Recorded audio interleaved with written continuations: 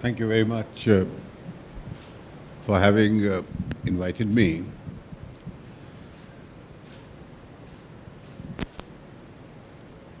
We've had two parallel exercises in India, one which has gone on for the last 30, 40 years. Every time we had a budget presentation or a discussion on any form of economic policy, there was always a discussion on rationalizing subsidies. And as a part of poverty alleviation programs, at times as a part of pre-election announcements, the quantum kept increasing. And the quantum had its own large share on the budget of both the central and the state governments. Now, these unstructured subsidies, which were not targeted or intended only for the weaker sections, over years, while we kept having an academic discussion on rationalization of subsidies, in effect, across the country, these became unquantified amounts which were being given to an unidentified section of people. And in this process of elimination, of implementation, there were subsidies that the wealthier sections of the society got a larger benefit of it. So when you subsidized petrol, for example, those owning vehicles got a larger advantage. Now, this was one parallel discussion which was on, completely unconnected to this.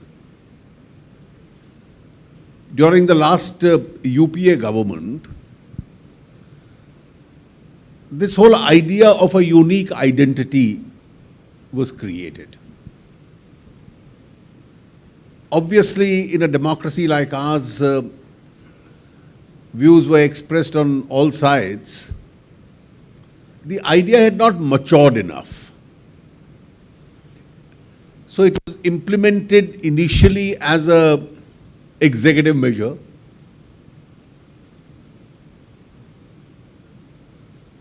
And the whole idea was that every Indian would have a unique identity. Unique identity could be used in various ways.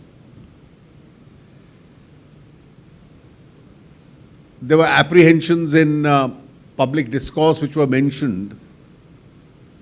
Some saw it as a move where even non-citizens, particularly illegal migrants, would start getting certain advantages.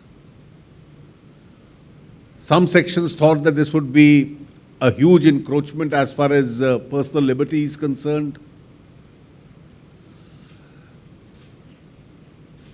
Could it be made a condition precedent for any activity from registration of property or for a government advantage? Why did it not have a legal or a statutory backing? So the government at that time decided to have a statutory backing. And it was a very curious legislation which was drafted. I'm not faulting it because we learned through experimentation. And the whole idea of the legislation was that there shall be a unique identity. This shall be the process, this shall be the features, this is how you acquire it. What do you do with it? The legislation was silent. So what would that unique identity be used for? And then we got into this side debate that the provisions relating to encroachment of privacy, the Supreme Court intervened, passed certain interim orders. And I think these two parallel debates, one relating to rationalization and targeting of subsidies, the other relating to having a unique identity and the advantage of this actually started converging. And the convergence was that you must have a unique identity. You must introduce several safeguards as far as encroachment of liberty is concerned, or privacy is concerned,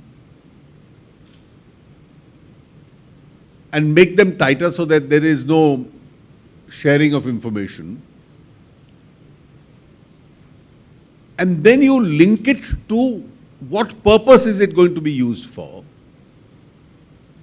And the purpose is that if you want an advantage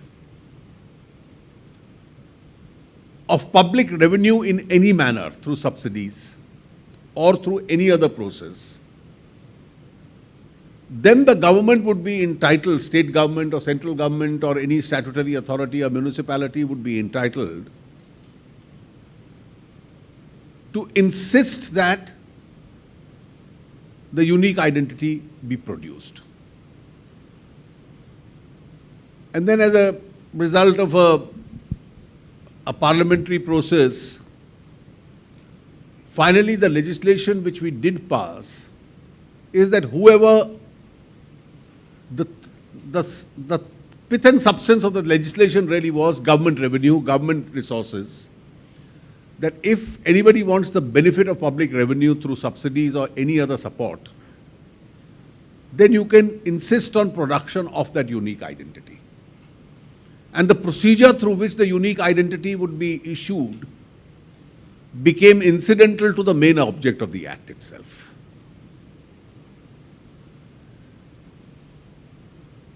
And I think the whole idea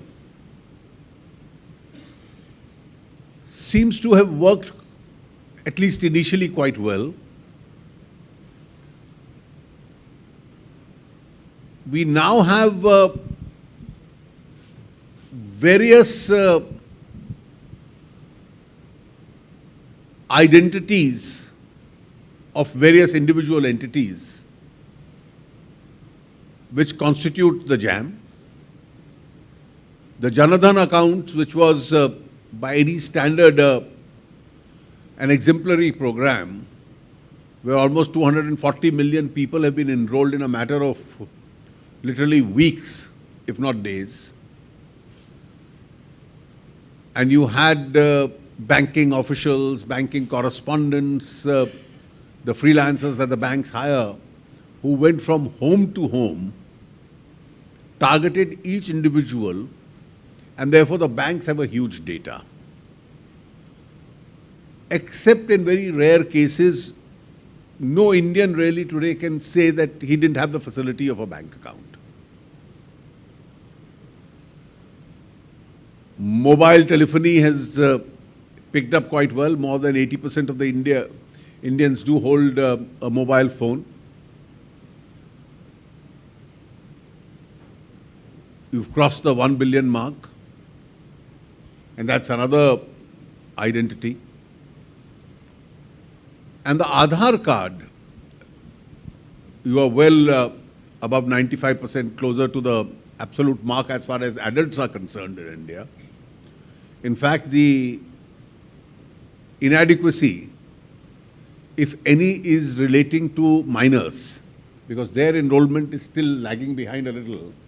As far as adults are concerned, you are almost moving to as close as possible to the final figure that you intend to target.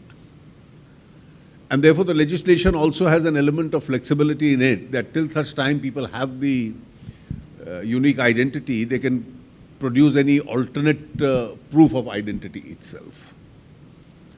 And therefore, I think the whole idea of A, targeting, B, exclusions, C, elimination of corruption, and D, directly reaching the bank account at a great pace, all these elements are present. And this won't only help us in the subsidies itself, it is now going to expand. Yesterday I had a meeting of the GST Council, and one of the issues which we discussed was, after the goods and services comes into existence, there are still going to be 11 states, 8 in the northeast and 3 hill states, Jammu and Kashmir, Uttarakhand and Himachal, where there are tax exemptions.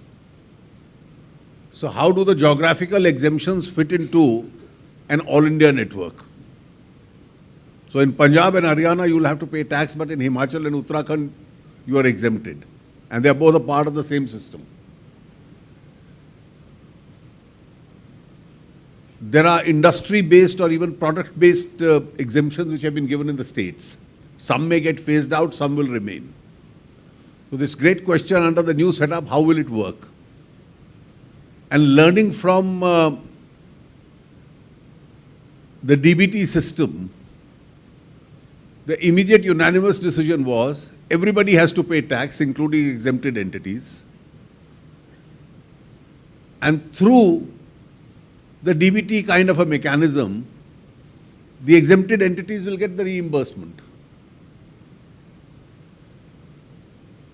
And the easy solution, which it's all, the entire transaction can take place almost immediately. People won't have to wait for months or years. Time periods can be prescribed 2 weeks to get the reimbursement. And therefore, our experience has been that wherever you've implemented it, whether it's pensions or it's scholarships, or it's any other form of government payment, or it's the LPG, duplicacy, fake identities, non-existent people getting it, the entire gambit of corruption has been eliminated. It's easier, as in the case of LPG, if you wanted the top income bracket people to be eliminated, to eliminate them and then target it more to the more deserving people itself. Now, in effect, as we are now experimenting it in various areas, now somewhere the fertilizer is being experimented, somewhere the food is being experimented, I think one of the great advantages is going to plug leakages, it's going to eliminate corruption, it's going to eliminate duplicacy, it will help us in targeting those sections. Eventually, it also means that you are able to reach the targeted section more effectively and save money in the process, which can also be used for social programs or alternatively for other developmental activities. We are in the initial stages in various areas of implementation. And I think the apprehensions which did exist a couple of years ago have been to a large extent adequately addressed. And therefore, if any of these challenges or problems does come up, I think the system will be reasonable and efficient enough to take care of them. I do believe that now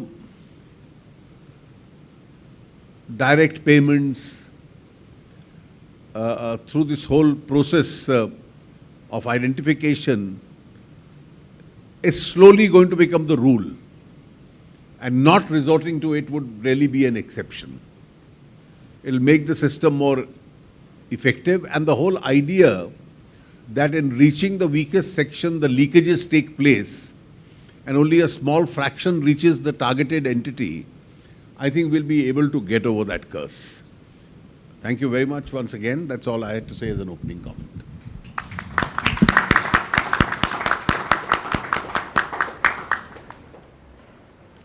Thank you, Mr. Jaitley. The Minister has finished exactly in time. So do we have time for a couple of questions, or we have time for 2 or 3 questions? If you could keep them pointed and short and make them questions rather than statements. If I could ask the first question, sir, to what degree is India's JAM, Jan Dhan Aadhaar mobile model exportable to other emerging economies in developing countries? Has there been a level of interest there for an uptake?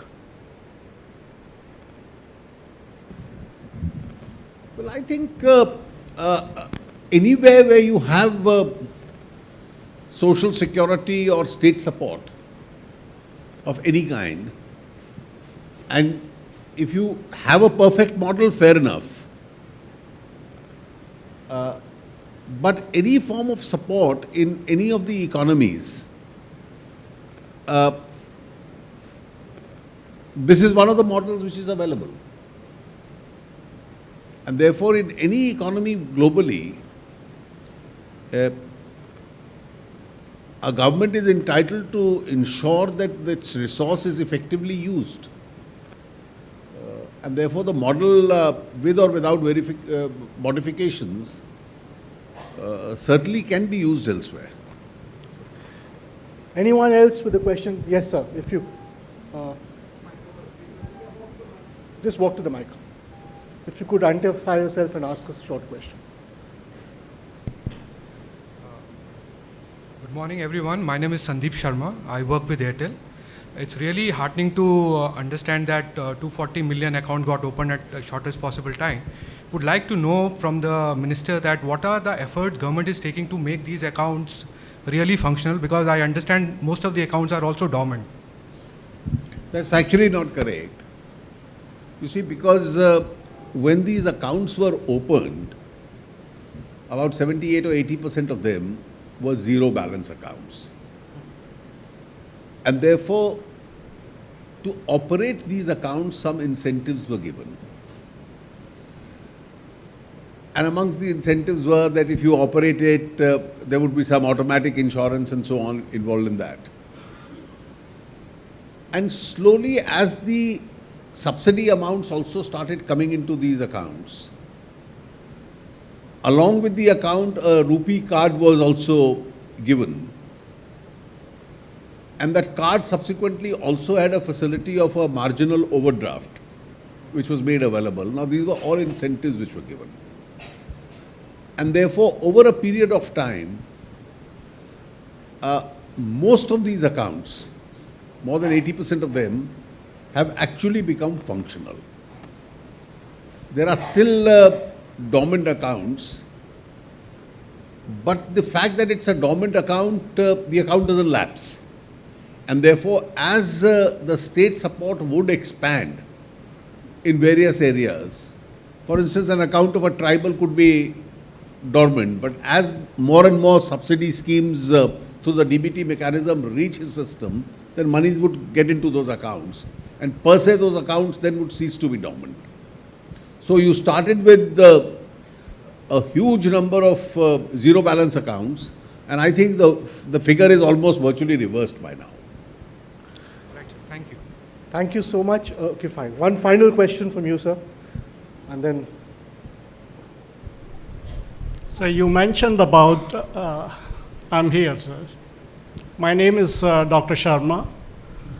You mentioned about the UID and DBT. In fact, that was created to restrict the subsidies to the BPL families, though that did not happen exactly the way it should have had happened. Today, sir, the subsidies which are there on kerosene and LPG, specifically LPG subsidies, we can totally get away because the LPG import parity prices are close to the current price of LPG supplies to the consumer point. Though kerosene, of course, still it is not there. Question, so could we not get away with the subsidy systems on LPG and kerosene in gradual manner? You see, as far as I think the two cases are slightly different. Originally, there was this whole question of is LPG used only by those who are not poor?